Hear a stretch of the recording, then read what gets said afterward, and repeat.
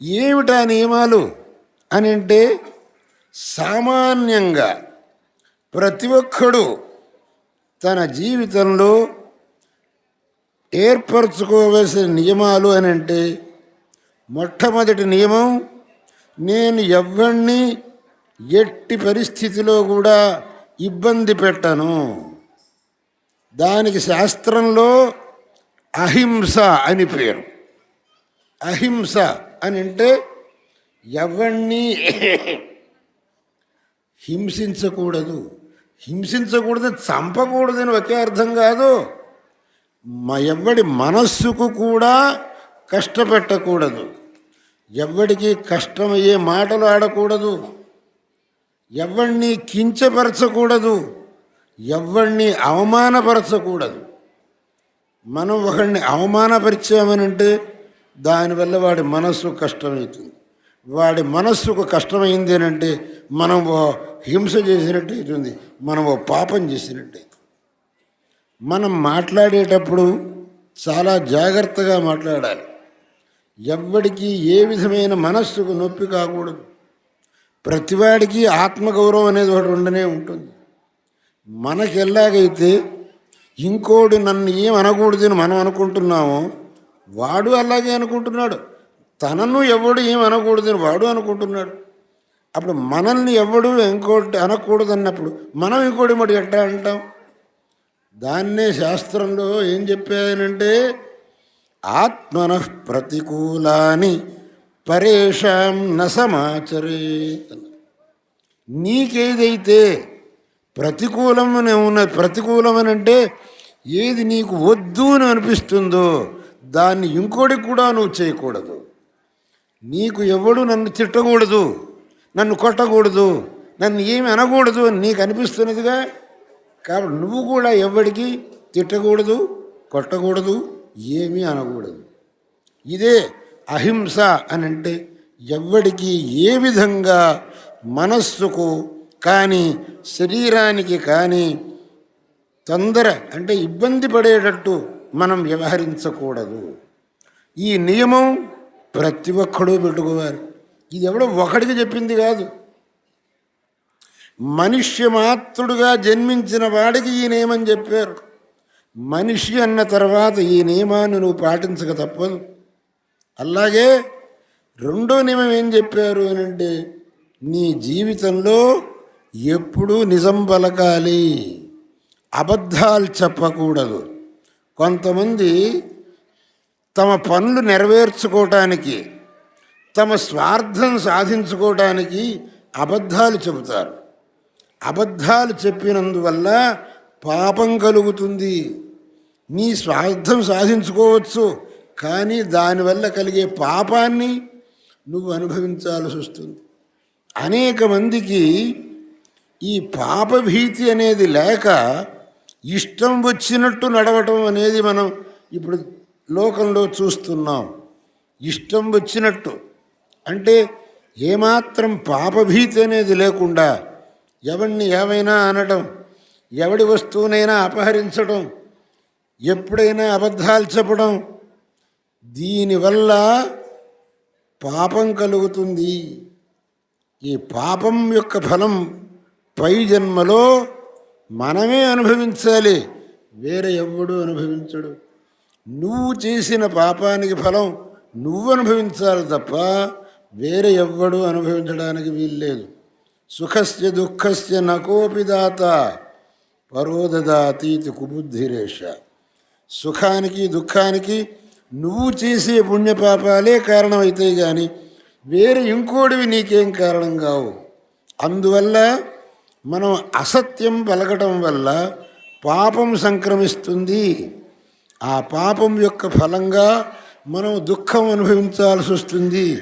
దుఃఖం మనకు వద్దు అని మొదటి నుంచి మనం అనుకుంటున్నాం. అందువల్ల ఆ దుఃఖానికి హేతుభూతమైన పాపానికి కారణమైనటువంటి అసత్యాన్ని మనం పలకూడదు. వీలైనంత మన జీవనంలో సత్యాన్నే పలకాలి. అందుకని వెనకటి వాళ్ళు ఎక్కువ మాట్లాడేవాళ్ళు కాదుట. ఎక్కువ మాట్లాడితే ఎక్కడ అబద్ధాలు నోటి నుంచి వస్తాయో అని చెప్పేసి చాలా మితంగా మాట్లాడేవాళ్ళు ఉంటారు. కాళిదాసు రఘువంశంలో ఆ రఘువంశ రాజులను వర్ణిస్తూ సత్యాయ మితభాషిణం అని అన్నాడు. వాళ్ళు చాలా మితంగా మాట్లాడేవాళ్ళు. ఎందుకంటే మాట్లాడితే నిజమే నా నోటి నుంచి రావాలి. ఎక్కువ మాట్లాడారంటే ఎక్కడ అబద్ధం నా నోటి నుంచి రావచ్చు. అబద్ధం వచ్చిందంటే మళ్ళీ దాని యొక్క ఫలం అనుభవించాల్సి వస్తుంది. అందుకని వాళ్ళు చాలా మితంగా మాట్లాడేవాళ్ళు, సత్యాయ మిత భాషణ. అందువల్ల మనం కూడా ఊరికే మాట్లాడి అబద్ధాలు మాట్లాడి పాపం మూట కట్టుకోవటానికంటే నిజమే పలకడం, మిగిలిన సమయంలో భగవంతుడి యొక్క నామాన్ని ఉచ్చారణం చేయడం. భగవన్నామోచ్చారణం కంటే ధర్మం ఇంకేదీ లేదు. ప్రతి ఒక్కడికి అనుకూలమైనటువంటిది, తగినటువంటిది, ఆచరణయోగ్యమైనటువంటి ధర్మం భగవన్నామోచ్చారణం. భీష్ముణ్ణి ధర్మరాజు, తాతయ్య అన్నిటికంటే పెద్ద ధర్మం ఏది నువ్వు చెప్పు అని అంటే ఇదే అన్నట్ట భీష్ముడు. ఏషమే సర్వధర్మాణం ధర్మో అధికతమో మతః యద్భక్త్యా పుండరీకాక్షం స్తవైరర్చేత్ నరస్సదా. అన్నిటికంటే పెద్ద ధర్మం ఇది నాకు తోస్తున్నదిరా నాయన, భగవంతుడిని భక్తితో స్మరించడం, భగవంతుడి యొక్క నామోచ్చారణం చేయడం. ఎందుకనంటే మిగతా ధర్మాలన్నీ చెబితే వాటికి చాలా నియమాలు కావాల్సి వస్తుంది, డబ్బు ఖర్చు చేయాల్సి వస్తుంది, శారీరకంగా అనేక శ్రమ పడాల్సి వస్తుంది. ఈ నామోచ్చారణకు ఏమీ డబ్బు ఖర్చు చేయక్కర్లేదు, ఏమీ శారీరకంగా శ్రమ పడక్కర్లేదు, ఏమీ మీరు కష్టపడక్కర్లేదు. భగవన్నామోచ్చారణం అత్యంత సులభం. అందుకే అన్నారు, నమశివాయ మంత్రోయం వాగేషా వశవర్తిని అహో మోహస్య మాహాత్మ్యం నరకం ఏన పశ్యతి. భగవంతుడి నామోచ్చారణం ఏమీ కష్టం కాదు, నోరు తిరగదు అనడానికి వీల్లేదు. నమశివాయ అనడానికి ఏం కష్టపడాలి, ఏమీ కష్టం లేదు. అందు నోరు తిరగని అక్షరాలు ఏవీ లేవు.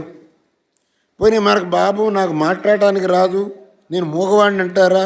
ఊరికే ఇష్టం వచ్చిన మాట్లాడుతూనే ఉన్నారు. కాబట్టి నాకు మాట్లాడటానికి రాదు, నాకు మాటలు రావు అనటానికి వీల్లేదు. నీకు మాట్లాడటానికి వీలుంది. భగవన్నామం ఏం కష్టం కాదు, నోరు తిరగంది కాదు. అయినప్పటికీ ఆ భగవన్నామం మటుకు మనం నోటి నుంచి అనవసరమైన మాటలే మాట్లాడుతూ మన అమూల్యమైన కాలాన్ని వినియోగం చేస్తున్నాం.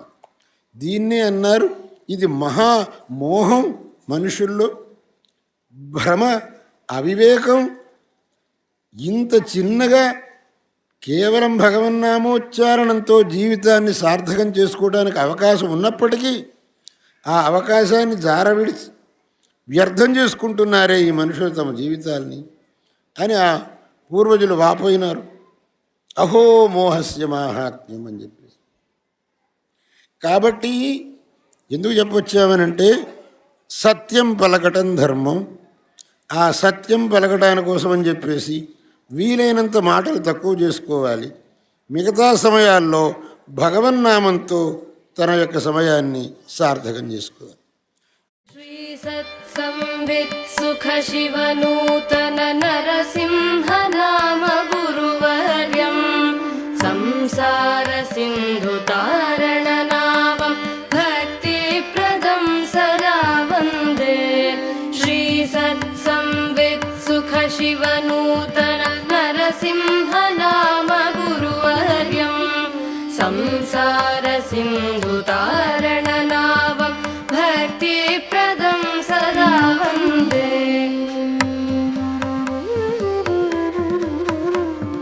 శ్రీకంఠ పూజకం తం శ్రీ విద్యా కీర్తిదాన కల్పతరుం శ్రీనిర్భర్సిత భాను శ్రీ శృంగగిరౌ వసంతమహమీడే. శ్రీకంఠ పూజకం తం శ్రీ